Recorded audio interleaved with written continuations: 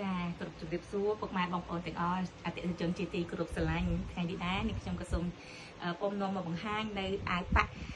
គណៈបព្វជិជនយើងមានគ្រប់ទំហំគ្រប់ខ្សែហើយនឹងគ្រប់ប្រភេទសាច់កណាត់ហើយឥឡូវនេះខ្ញុំចង់ណែនាំប្រភេទសាច់ប៉ូលីដែលជាតម្រូវការសម្រាប់បងប្អូនសមាជិកប៉ាក់ដែល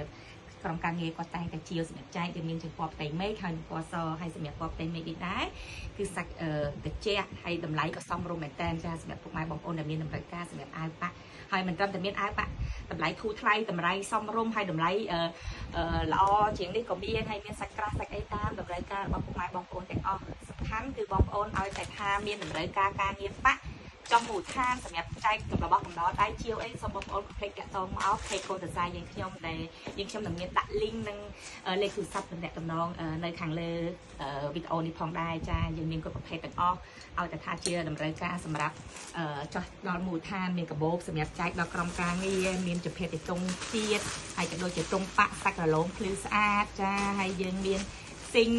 ក៏ដូចជាស៊ីងទូតស៊ីងធំស៊ីងជ័រក៏យើងមានគ្រប់ទំហំទាំងអស់តាមតម្លៃដែលពុកម៉ែបងប្អូនត្រូវការហើយសម្រាប់សភៅប៉ាក់គ្រប់ទំហំគ្រប់ម៉ូដគឺយើងមានទាំងអស់មានគ្រប់ពណ៌ចាមាន3ពណ៌នេះសម្រាប់ជ្រើសរើសដែរហើយក៏សង្ឃឹមថាពុកម៉ែបងប្អូននៅតែបន្តគាំទ្រដល់ Page Code Design យើងខ្ញុំឲ្យបានកាន់តែយូរអង្វែងតរៀងទៅទៀតចាហើយយើងខ្ញុំក៏សូមធានានឹងគុណភាពនិងតម្លៃចំពោះពុកម៉ែបងប្អូនដែលតែងតែជឿជាក់និងគាំទ្រលើការផលិតរបស់ខាង Page Code Design រោងពុំរបស់យើងខ្ញុំផងដែរចាសូមគោរពអរគុណសូមគោរពលា